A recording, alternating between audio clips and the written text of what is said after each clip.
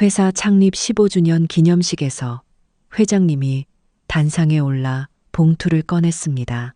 콘텐츠 총괄 이사 자리, 경영 지분 35%, 그리고 연봉 2억. 모두 회장님의 아드님 재원 씨에게.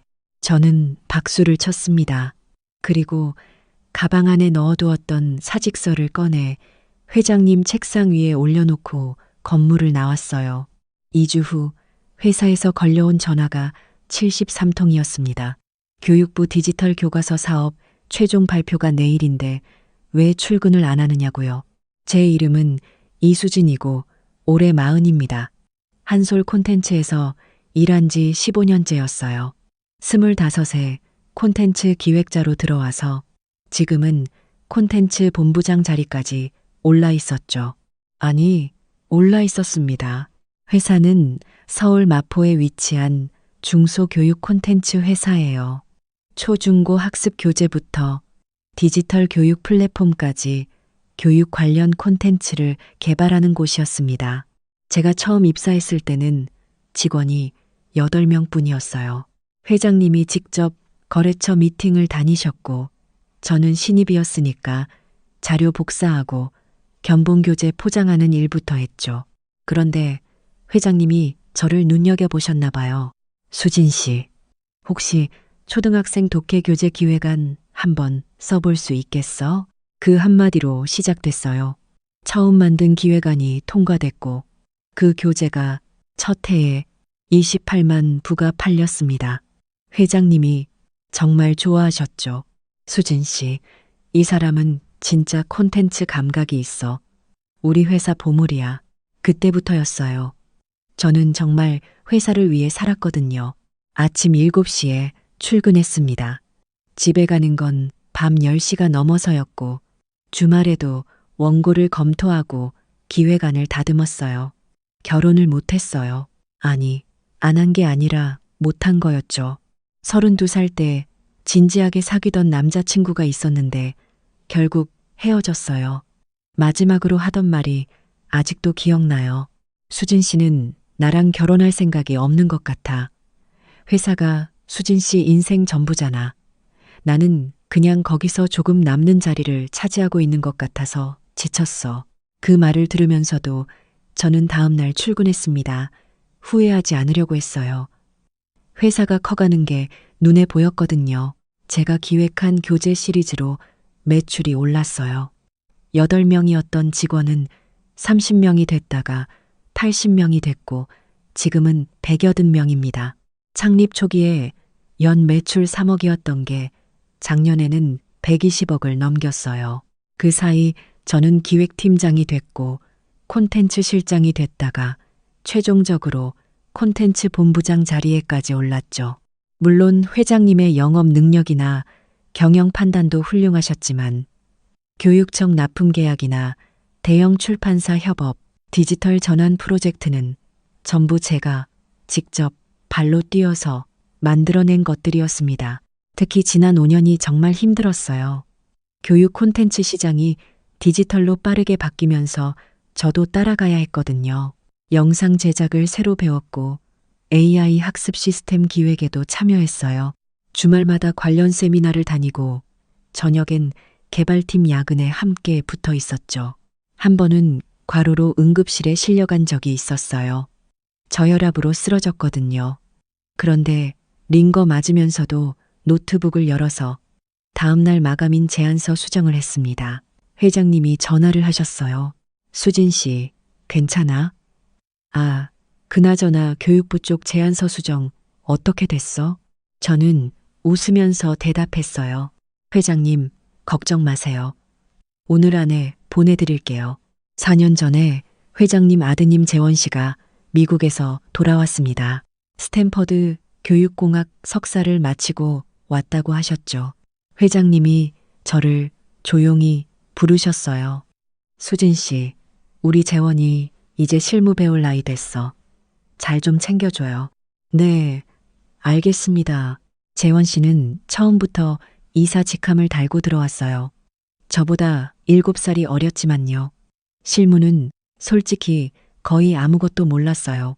교육과정 개념을 헷갈려하고 납품 계약 구조도 잘 이해 못했어요. 한 번은 제가 팀원 셋이서 석 달을 매달려 완성한 디지털 교과서 기획안을 발표 전날 밤에 다 뒤집어 버린 적도 있었습니다. 이건 너무 구식이에요. 미국에서 보면 AI 추천 엔진을 이렇게 쓰는데 이 기획안은 그냥 종이 교재를 디지털로 옮긴 거잖아요. 저는 그날 밤을 새워서 다시 만들었습니다. 그리고 다음날 발표는 재원 이사님이 하셨어요. 회장님이 흐뭇하게 웃으셨죠. 재원이가 역시 스탠퍼드 나오니까 다르네. 글로벌 감각이 있어. 저는 아무 말도 하지 않았어요. 그래도 회장님 아드님이신데 후계자로 키우시는 거겠거니 생각했죠. 저는 실무자니까 제가 잘하면 되는 거고, 그러면 연봉도 오르고 인정도 받고 그렇게 생각했습니다. 2년 전에 제가 큰 계약을 하나 성사시켰어요. 교육부에서 발주한 초등 디지털 교과서 플랫폼 구축 사업이었는데 계약 금액이 65억이었습니다. 회사 역사상 처음으로 관납품 대형 계약을 따낸 거였어요. 회장님이 정말 좋아하셨고 임원회의에서 직접 발표까지 하셨죠. 이번 계약은 이 본부장의 공로가 큽니다. 이 본부장 일어나 봐요. 박수 한번 받아요. 저는 그때 정말 행복했어요. 15년 동안 일한 보람이 느껴졌거든요. 인정받는다는 게 이런 거구나 싶었습니다. 그런데 바로 다음 날 재원 이사님이 제 사무실로 오셨어요. 이 본부장님 수고하셨어요. 근데 이 프로젝트 총괄은 제가 맡기로 아버지랑 얘기됐어요. 본부장님은 실무적인 부분만 담당해 주시면 돼요. 네, 저요? 실무만요? 네, 저도 이제 경험을 쌓아야 하잖아요. 본부장님이 다 만들어 놓으신 걸 제가 잘 마무리할게요. 그날 저녁 집에 돌아와서 오랫동안 창밖을 바라봤어요. 15년 만에 처음으로 그런 감정이 드는 것 같았습니다. 그래도 다음 날 또 출근했어요. 회사 일이니까 제가 잘하면 되는 거라고 또 생각했죠. 2달 전에 회장님이 전 직원에게 이메일을 보내셨어요. 다음 달 14일 한솔 콘텐츠 창립 15주년 기념행사가 있습니다. 중요한 발표가 있으니 전 직원 참석 바랍니다. 저는 궁금했어요. 무슨 발표일까? 주변 동료들이 저한테 말했거든요. 본부장님, 이번에 드디어 부사장 가시는 거 아니에요? 15년 동안 얼마나 고생하셨는데 이번이 아니면 언제예요? 그 말이 솔직히 기대가 되기도 했습니다. 설마 하는 마음도 있었지만 그래도 15년이잖아요. 기념행사 전날 밤까지 저는 행사 준비를 도왔어요. 회장님이 부탁하셨거든요. 수진 씨가 행사 기획 감각이 있으니까 무대 연출 좀 봐줘요. 영상 편집이랑 식순 구성도. 네, 알겠습니다. 새벽 1시까지 준비하고 집에 갔습니다. 3시간 반 자고 다시 나왔어요. 행사 당일 여의도 컨벤션 센터에 100여든 명이 다 모였어요. 단상에는 회장님과 부회장님, 그리고 재원 이사님이 앉아 있었습니다. 식순이 진행됐어요. 회사 연영 영상, 각 부서 공로 시상, 우수 직원 표창.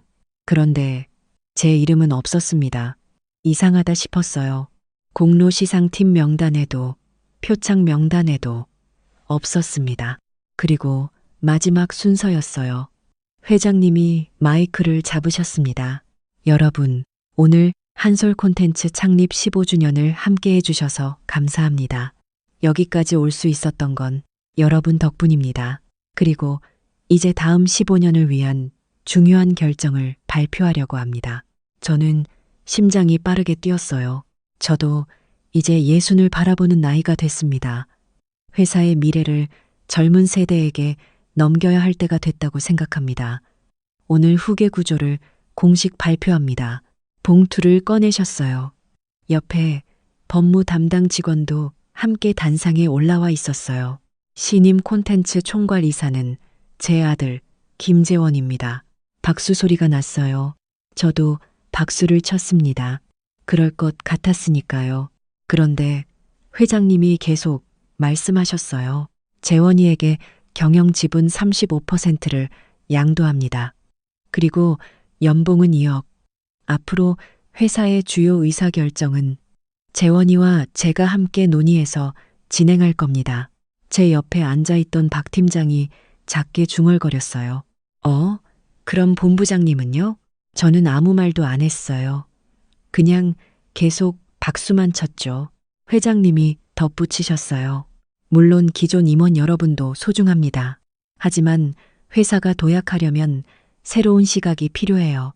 재원이는 스탠퍼드 출신으로 글로벌 교육 트렌드를 잘 알고 있습니다.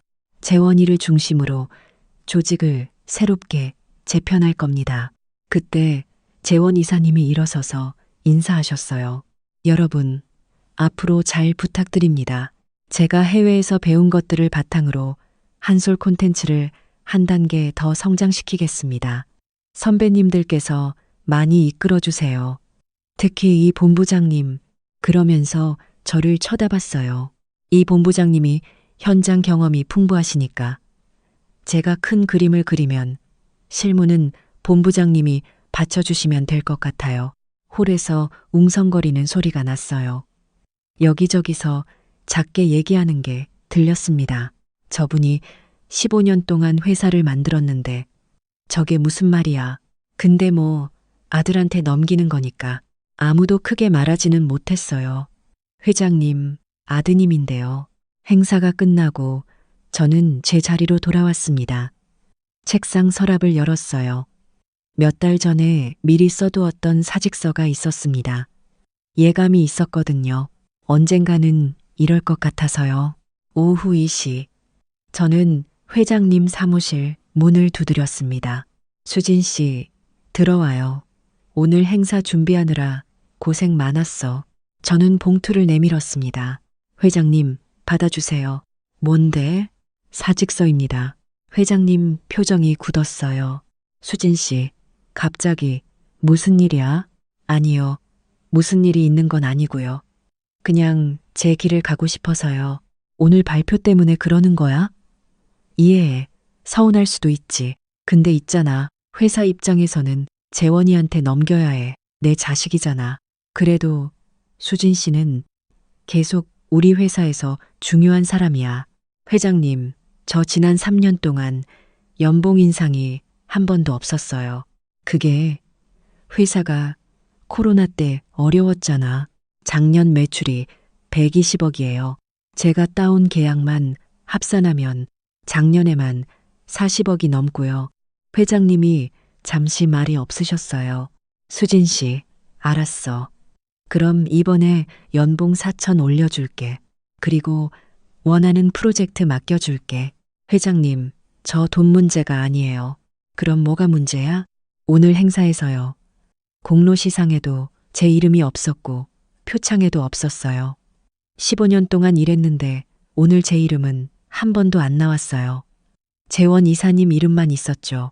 그리고 앞으로도 그럴 거잖아요. 저는 이사님 밑에서 실무만 받쳐드리는 사람이 되는 거고요. 수진 씨, 너무 그렇게 생각하지 마. 내가 배려가 부족했어. 진심으로 미안해.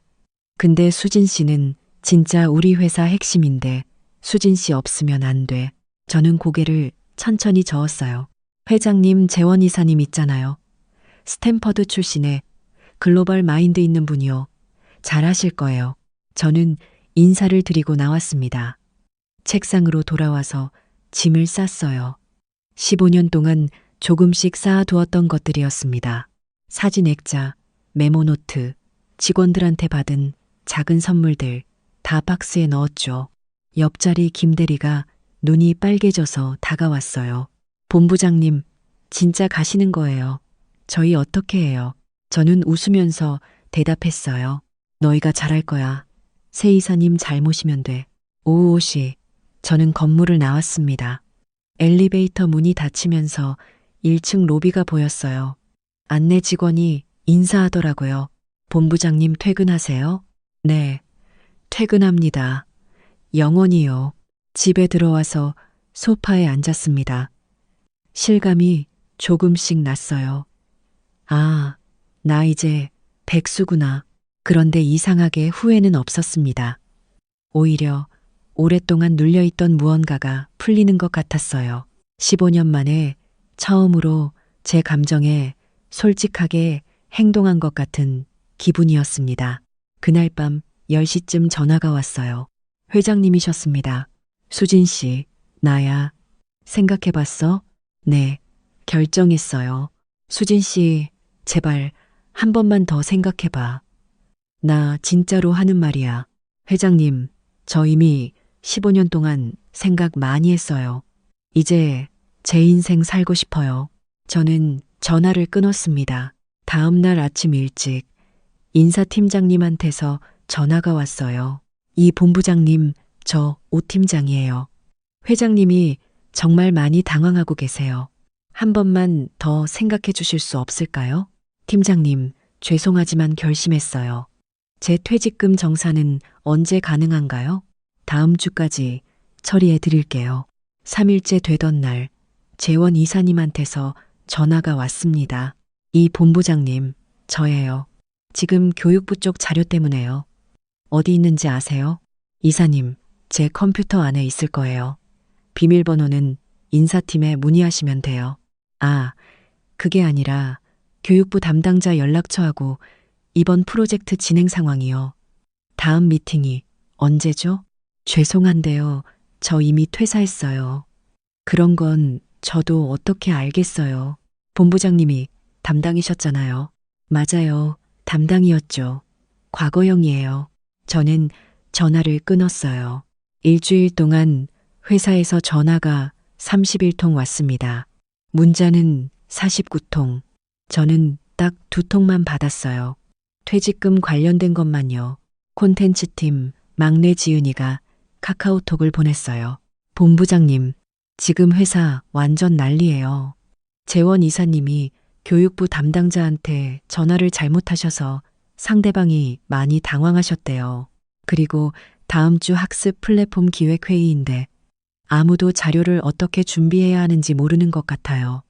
팀장들이 이사님한테 여쭤봐도 나중에 보자고만 하신대요.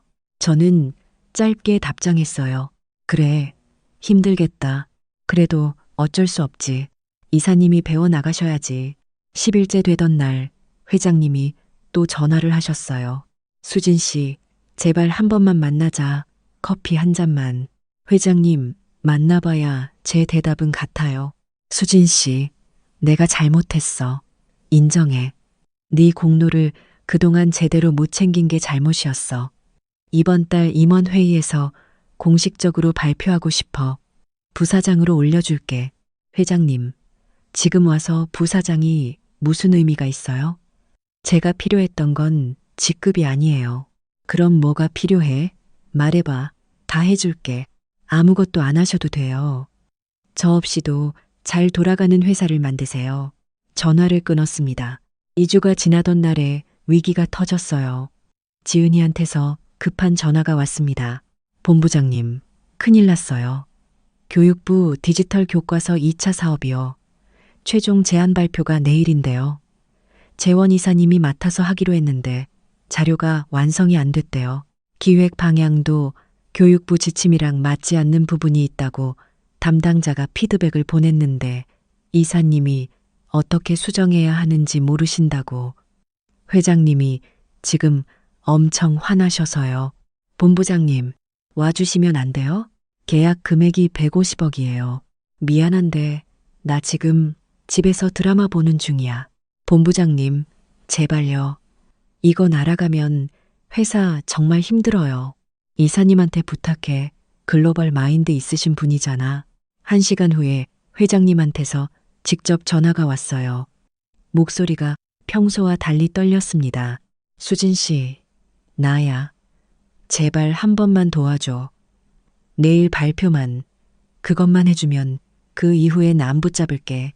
회장님, 저 이미 이 회사 사람 아니에요. 수진 씨, 150억이야. 이거 날아가면 회사 진짜 위험해. 그럼 재원 이사님이 하셔야죠. 총괄 이사님이잖아요. 그 친구는 아직 준비가 안 됐어. 회장님이 2억을 주신 분이잖아요. 경영지분 35%도요. 그분이 총괄 이사님인데 총괄 이사님이 하셔야죠. 수진 씨, 연봉 5천으로 올려줄게. 당장 계약서 쓸게. 부사장 직함에 경영권도 줄게.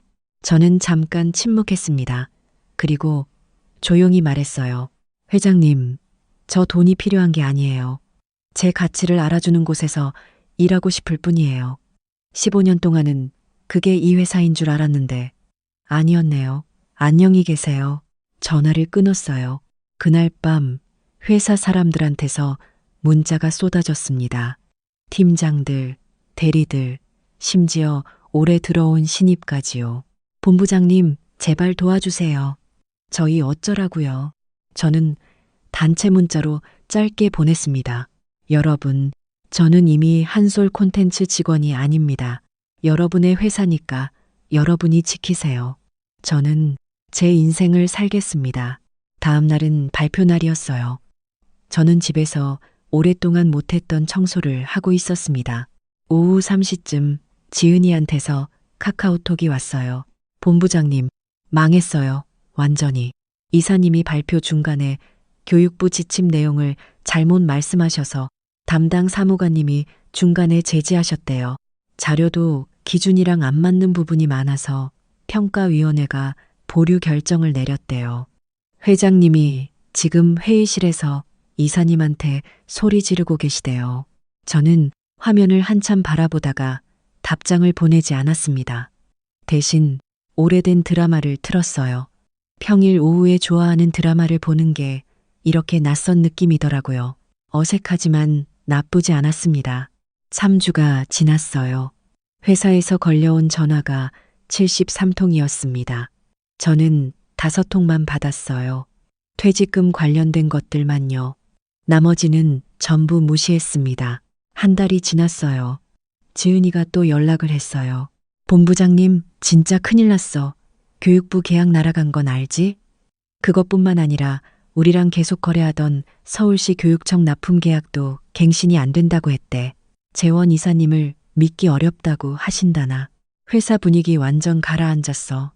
팀장님들 몇 분이 이직 알아보고 있다는 소문도 있어.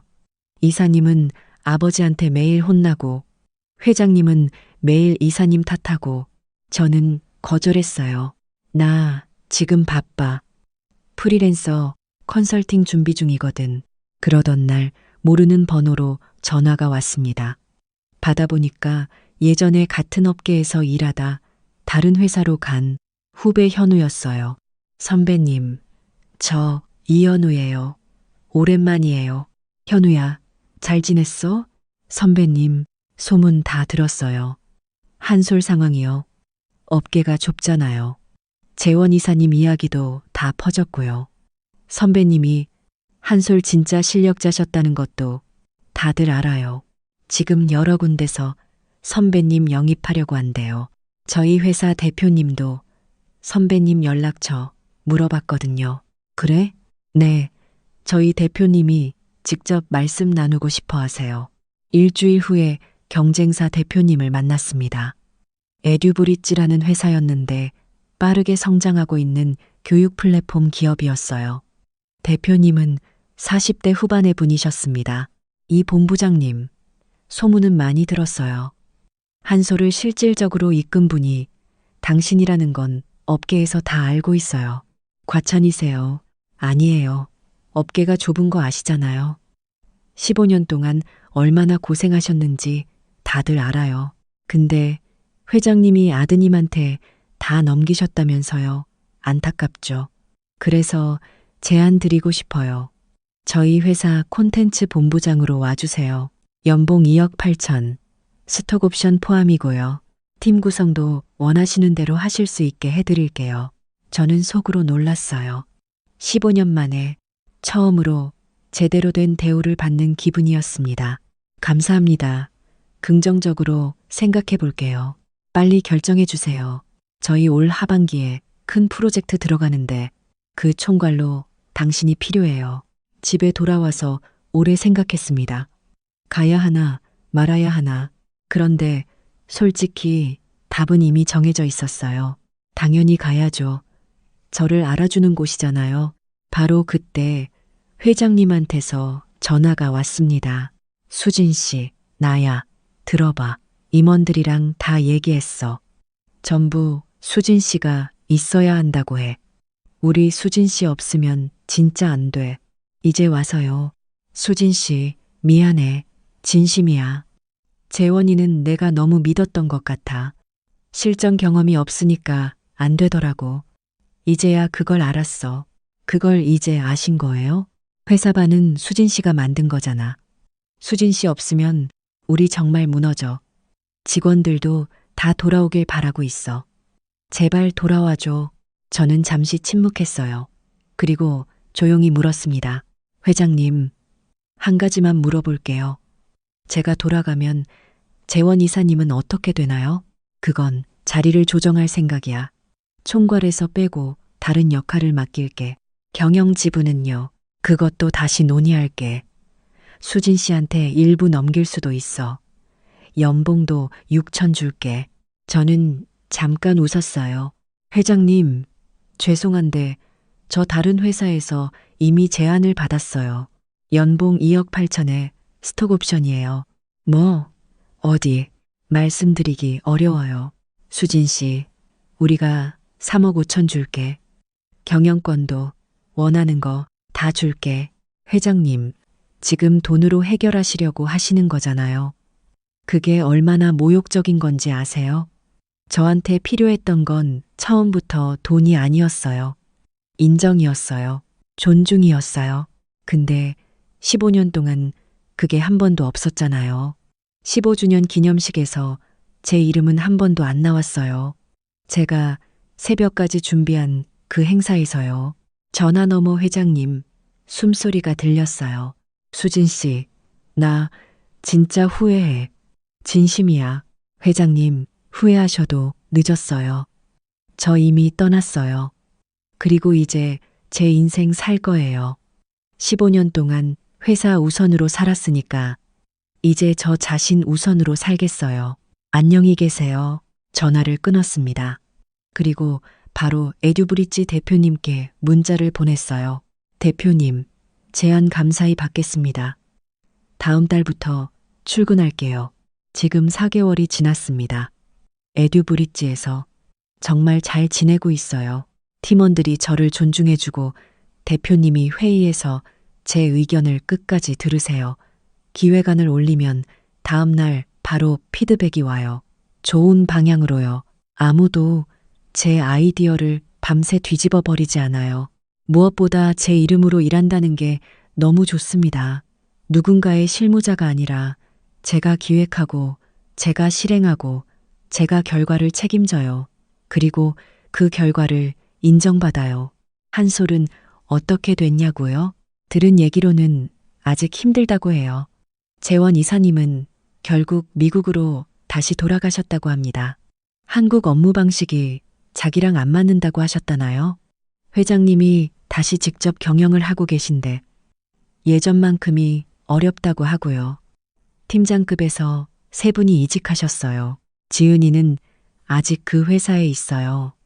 가끔 연락하는데 본부장님 덕분에 정신 차렸다고 해요. 본부장님이 나가시는 걸 보면서 아무리 열심히 해도 결국 인정 못 받는 곳이 있다는 걸 알았대요. 이직 준비 중이라고 하더라고요. 저는 이번 일에서 많이 배웠어요. 착하게 일하는 것도 좋습니다. 열심히 하는 것도 좋아요. 근데 내 가치를 알아주지 않는 곳에서 인정받으려고 15년을 버틸 필요는 없었어요. 당신의 노력은 제대로 된 곳에서 빛나야 해요. 저처럼 너무 오래 기다리지 마세요. 당신을 알아보지 못하는 사람 앞에서 계속 증명하려 하지 않아도 돼요. 당신의 가치를 이미 아는 사람들이 어딘가에서 당신을 기다리고 있을 거예요. 회장님은 지난달에도 연락하셨어요. 수진 씨, 한 번만 만나자. 밥이라도 같이 먹자. 저는 정중하게 거절했어요. 그리고 말했죠. 회장님, 서로 좋은 기억으로 남아요. 저는 지금 행복해요. 회장님도 건강하세요. 여러분, 만약 지금 있는 곳에서 충분히 인정받지 못하고 있다면 한번 생각해 보세요. 내가 여기 계속 있어야 할 이유가 의리 때문인지 아니면 진짜 내가 성장할 수 있어서인지. 저는 15년이 걸렸어요. 더 일찍 결단했더라면 더 좋았을 텐데 하는 생각도 솔직히 들어요. 그래도 후회는 없어요. 그 시간이 있었기에 지금의 제가 있는 거니까요. 그리고 이제 알아요. 떠나는 게 도망이 아니에요. 그건 자기 자신을 지키는 거예요. 여러분도 자신을 지키세요.